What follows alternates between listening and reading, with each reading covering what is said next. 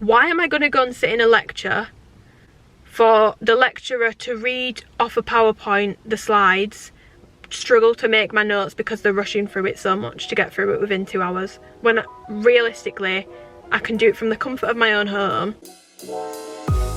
Got a new tattoo. My arm hurts. I'm literally sweating so much. Hi guys, welcome back to my channel. I feel like I've not filmed in ages. Realistically, it's probably been like 5 days, but I have been stressed. So yeah, but woo. So I know that like these kind of videos, like more helpful videos, tend to get like less views and like stuff, but I don't really care. If like people want a more helpful video, then I'll always do it. And people wanted a video about uni. I hate being that person to be like, it's what the people wanted, but like genuinely, like I'm not just doing this. But I don't find uni that interesting, but I know that people wanted my opinions, etc. on it. I'll start in like chronological order. So someone said results day experience. Obviously this is the beginning. I think I googled it, and results day I'm pretty sure is like next week, like the 15th or something of August. So good luck if you're waiting for results. If they're bad, it's not the end of the world. If they're good, well done. Yeah, so results day experience. So basically I've always got good grades at school, like don't get me wrong, like I've always got good grades, but I feel like because I've always got good grades at school, I put a lot of pressure on. It wasn't necessarily other people putting the pressure on me, but I put a lot of pressure on myself, because like if I said I'd done shit in an exam, people would be like, you never fail, Amy, you always do well, like shut up, blah blah blah. So I felt like I literally need to do well, because otherwise I just felt like it'd be so embarrassing. And I had a bit of a like wobbly year in my last year of A-levels, like, so I really needed to like pull my socks up, as my mum would say, from like January onwards, because it was not looking hopeful, boys and girls. So yeah, it wasn't looking like very pretty. And then from January onwards I slaved my ass off. Results day experience was therefore good. I got an A star in English language and literature, an A in psychology, and an A in philosophy and ethics. They were all like obviously very like writing based subjects. But yeah, so I cried on results day, because I was like, when you've worked that hard for something and it actually pays off, like I was genuinely shocked. Like I knew I would get good grades, well I hoped I would, because I'd put the effort in, but to get those kind of grades, I was like, I was so proud of myself, so I cried. But yeah, I know that every school's different, but we had to go into school to get our results. But I already knew I'd got into Newcastle Uni, because they sent me an email saying I'd already got in. But the weird thing was, most people would see that and they'd be like, oh, well, I don't care what grades I got now, because I know I've got into the uni I wanted to go in. But I was like hearing from other friends that they'd got into, that had like put Newcastle as their first choice, that they'd got into Newcastle but they hadn't got the grades. I was more bothered about getting, like smashing my grades, than I was about getting into uni. Obviously if I'd smashed the grades I'd get into uni anyway. I don't even know if this makes sense, but I wanted the really high grades more than I wanted uni, if that made sense, just to prove to myself that I could do it. But yeah, I had a really positive results day experience. But don't stress yourself out, because if you do badly, like, it's not the end of the world. It really doesn't matter that much, unless you want to be like a doctor and you need like however many like A stars or A's in whatever subjects you need. But other than that, it really doesn't matter. Like, it's not going to define the rest of your life at all. So don't stress yourself out about it if you're stressed. Which unis did you apply to, and did you get your first choice? I applied to Newcastle, Leeds, Beckett, Liverpool, Hope, I think it was, and Uni of Leeds. So I applied to 4. I got offers from all 4, and then I firmed Newcastle as my first choice. So obviously I got my first choice. The weird thing was though, I had to be like forced, because when I started applying for uni it was the back end of the previous year, so it was like September to December, and that was when I was throwing like a wobble, like my grades were like not as good, and I was really like, I don't even know what was wrong with me. I was just having a hard time apparently. My mum literally had to force me to go to the open days and stuff, like she had to force me to go to them, because otherwise I wouldn't have probably like gone. I would have just been like, oh, I don't even care where I end up, like I end up where I end up, like I don't care. But I'm glad my mum forced me to go, because otherwise I would have firmed Leeds. And when I actually went to Uni of Leeds, when I went to their open day, I was like, I can't do this. Whereas when I went to Newcastle, I was like, I can do this. But then the gag is, I fucking hate being in Newcastle now, so love that for me. But most people's uni experience will be much better than mine, so don't stress. What was your experience like moving in with strangers? Mine was completely fine. Like, I know that some people, there's some proper like horror stories and stuff on YouTube and that, but honestly my experience moving in with new people was absolutely fine. Everyone was really lovely. We all got on, like we all just got on. We were all very different people, but we all got on. That's the one thing I will say, when you go to uni, don't write people off because they're not the kind of people you'd normally be friends with. Because I found that the kind of people I wouldn't normally be friends with, I get on with so much better. Like, it's proper like opened my eyes to like being friends with different kinds of people, kind of thing. I don't know if that makes sense, but I feel like everyone has an idea of like the kind of people they would be friends with, and I feel like uni kind of flips on its head. So yeah, my experience moving in with strangers was honestly fine. It was a bit of a breeze.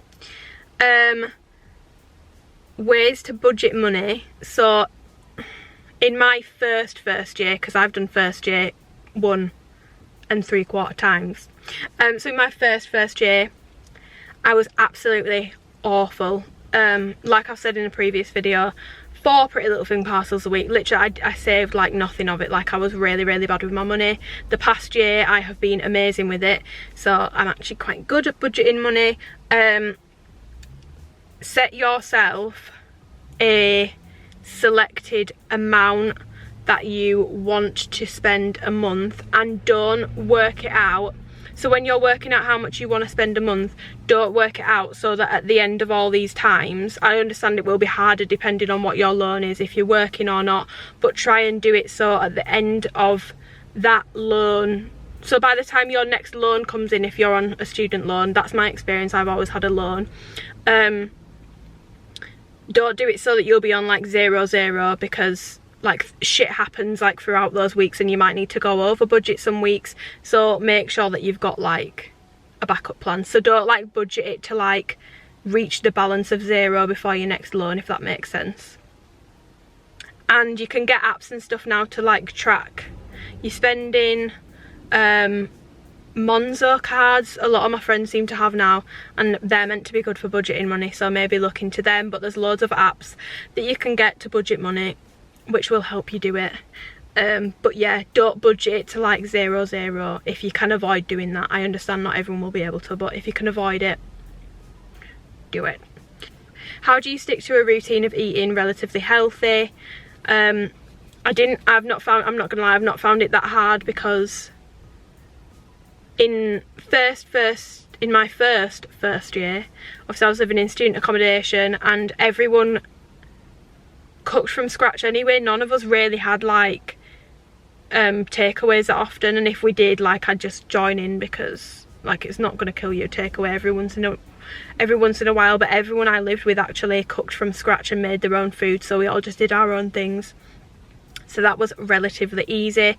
And then in my first year, which I actually completed, I moved out with my friends, and again the same thing again, we all ate relatively healthy, we all went to the gym, so I've had it quite easy in the fact that I've never really lived with people that eat an unhealthy diet that could like persuade me to get like 3 takeaways a week.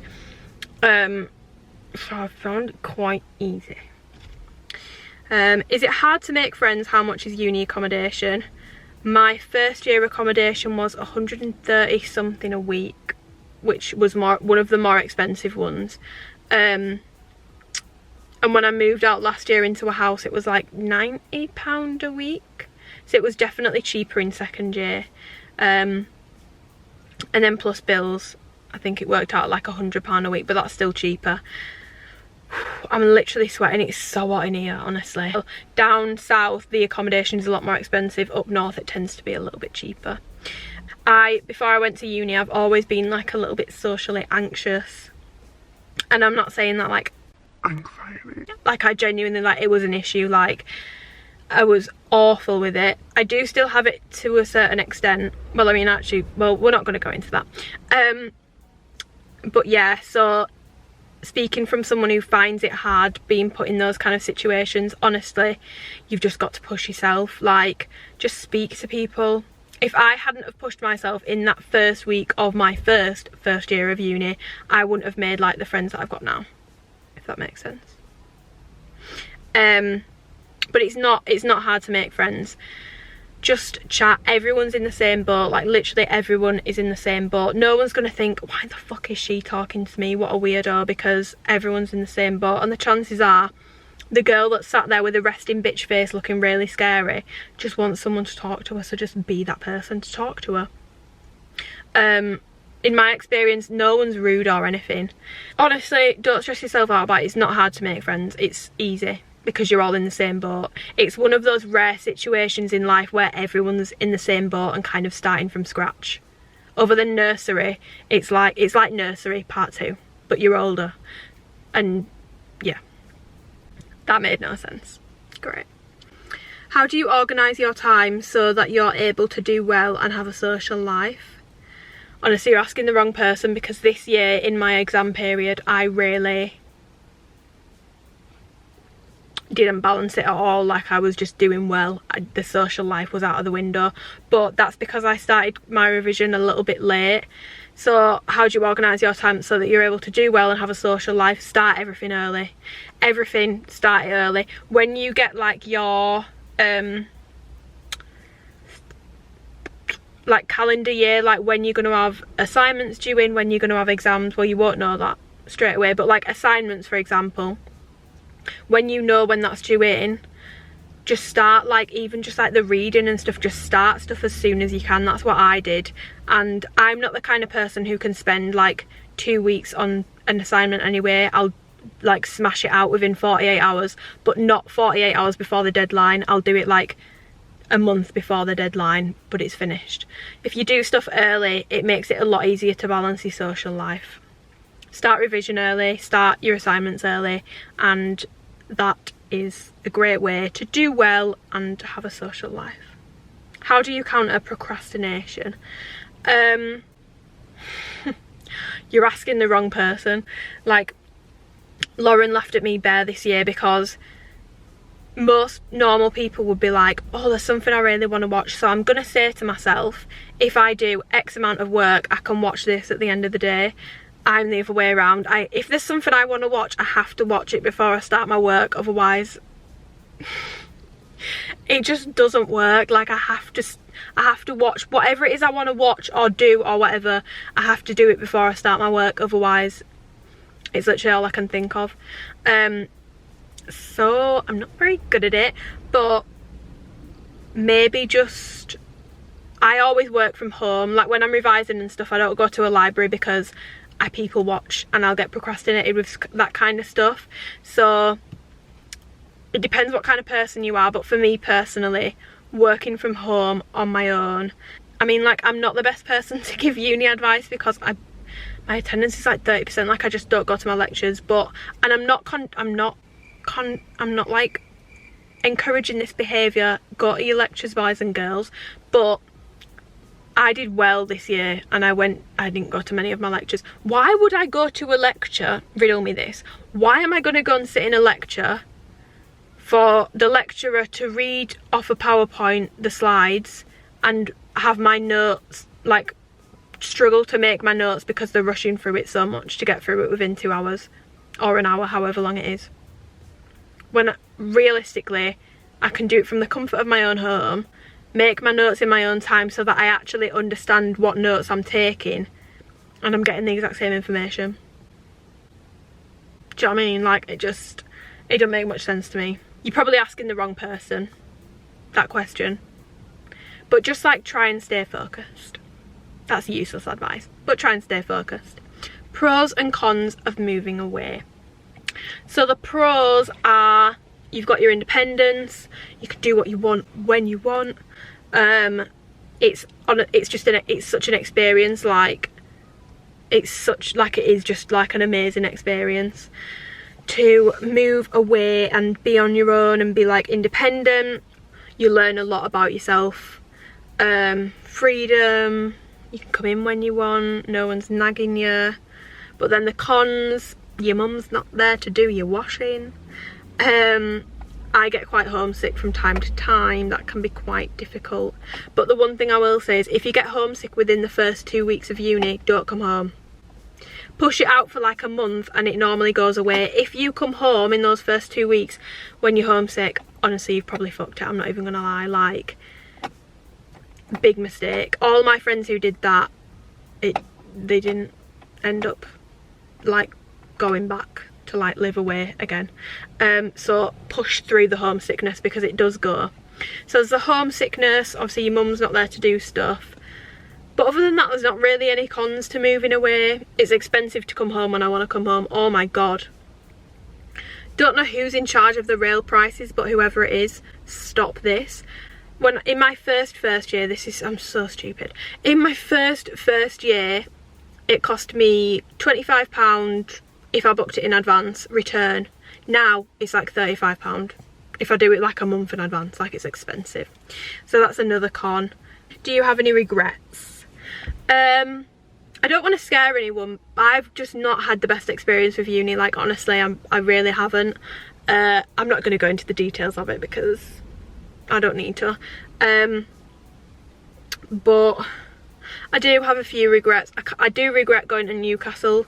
I mean, it sounds stupid because I chose to go back to Newcastle for a second time, but I do kind of regret that because I am a home gal.